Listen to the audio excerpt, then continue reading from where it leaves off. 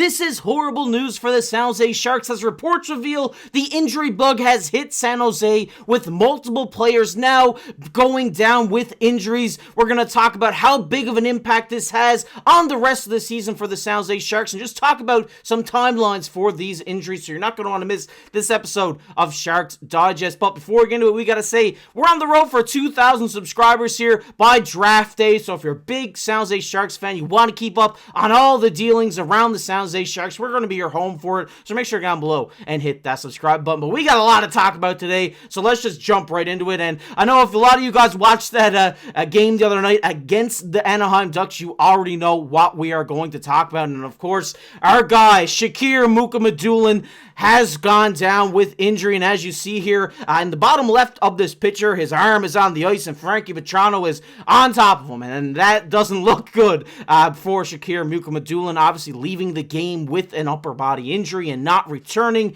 Then Curtis Pichelka, great follow on Twitter for Sharks fans if you want to keep up on the latest dealings around the team.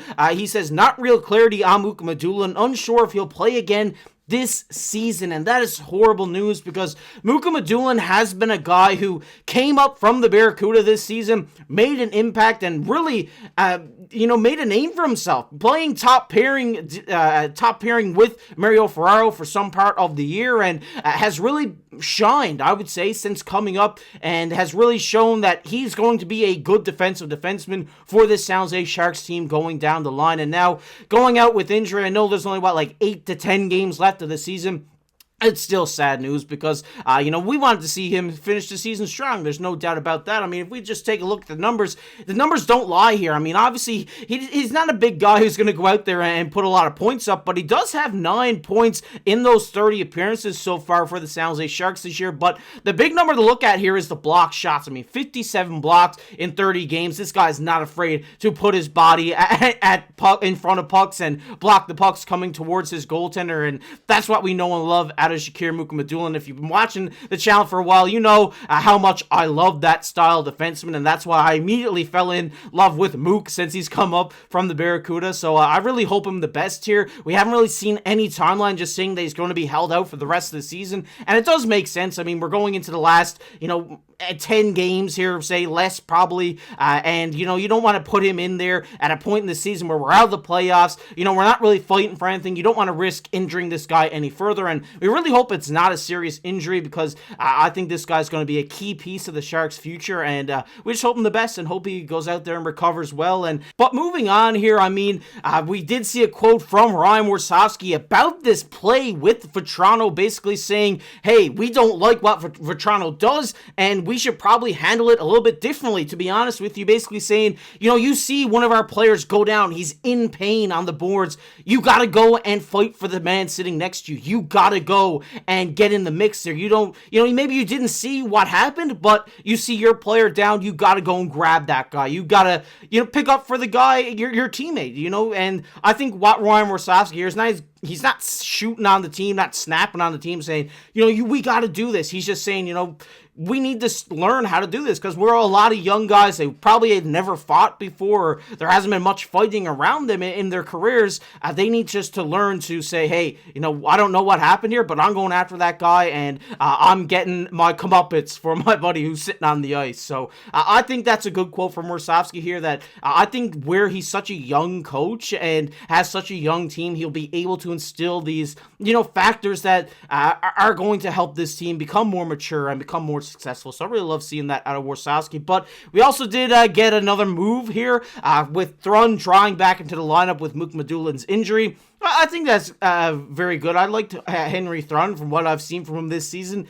A guy who's kind of around the same style of player as Shakir Mukhamadullin. He does have 10 points on the season. He's another guy who's not afraid to throw himself in front of the puck. So, I mean, I'm very interested to see him draw back in, and hopefully he has a strong finish to the season, making a case for being in this lineup full-time next year. I'd love to see that. But moving on, we have an update on a goalie injury, and that's Yaroslav Askarov. This is a guy who is our golden boy. This is the goalie of the future for the San Jose Sharks, and obviously he's been out injured, and we've seen here in this San Jose Hockey Now article that he did suffer a little setback, and saying they're still kind of diagnosing it and figuring out what's going on. I don't think it's going to be long. And then we also got a update just a little while ago from our guy Curtis Pachelka, again saying Askarov did travel with the team to Colorado and is available to play Friday or Saturday. It's a huge test, obviously, against the Eagles, who are in first place right now. So, we had a little bit of a scare earlier today, saying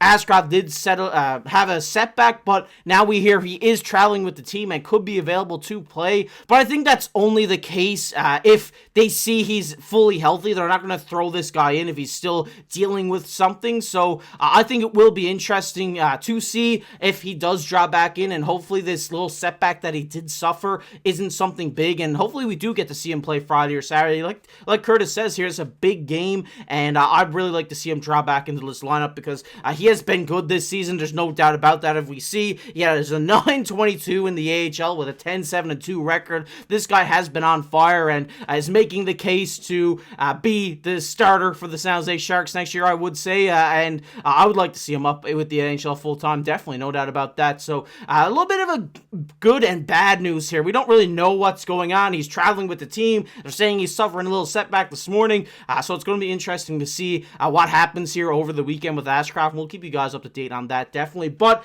more goalie news here today is Georgiev is day-to-day with an injury. There's so many injuries here. Like I said, the injury bug has hit San Jose in a big time. Again, from Curtis Pachelka, dropping a bombshell that Georgiev is now day-to-day. Obviously, depending on the Sharks fan you're talking to, they could say this is good news. They could say this is bad news because, Georgiev is hot and cold type of goalie. And, and ever since we traded Blackwood, this guy just hasn't held up to the caliber as the goalie we lost, obviously, in that trade. But hearing his day-to-day, you don't wish injury on any player. So hopefully he isn't something serious here, and it's just something maybe like a strain or a muscle pull that he's just working out and trying to get back in the crease for the San Jose Sharks. But good news coming out of this, as Gabriel Carrier from the AHL is getting called up for the San Jose Sharks, and for their game, I believe it is tonight, it will be Carrier and Romanov being the 1-2 goalie tonight. Not quite sure who's starting yet. I believe it is Romanov because Carrier did start last night in the AHL, so it would only make sense for Romanov to draw in here, but I think this is great. I think Carrier is a guy we talk about a lot here on the channel who has a lot of potential. The goaltending depth right now in San Jose is pretty deep. I mean, you got Askarov, and then you got Carrier coming up right behind him, who has been proving he got what it takes as well. I mean, if we just take a look at his stats here, I mean, he had an .893 in 19 starts with an 8-3 record with the Barracuda, and then lit it up in the ECHL with the Wichita Thunder with a 922 save percentage. So this is a guy who has a lot of promise, and I'm interested to see if he will get an NHL start, and I'd really love to see that because I think this guy has a potential to be I would say a fringe backup, but who knows, that could go even higher. This guy's only young, so it is very exciting time to be a Sharks fan with these call-ups. Henry Thunbrack back into the lineup, but it is also a very sad time with Shakir Mukhamadullin going out with injury, with questions surrounding Yaroslav Askarov. Is he healthy? Is he not? It's going to be very interesting to see what unfolds over these next couple of days. But I want to hear your guys' thoughts on everything we talked about here on the channel. And if you made it this far in the video, I want to hear your favorite Sharks player of all time. Let me know down below in the comment section. If you enjoyed, leave a like on the video, subscribe to the channel. Like I said, we're on the road for 2,000 here, so I appreciate it. If you're not subscribed already, go down below, hit that subscribe button. If you want to check out the video we did the other day, it'll be popping up on your screen right now. But as always, I've been your host, KC. Keep your stick on the ice.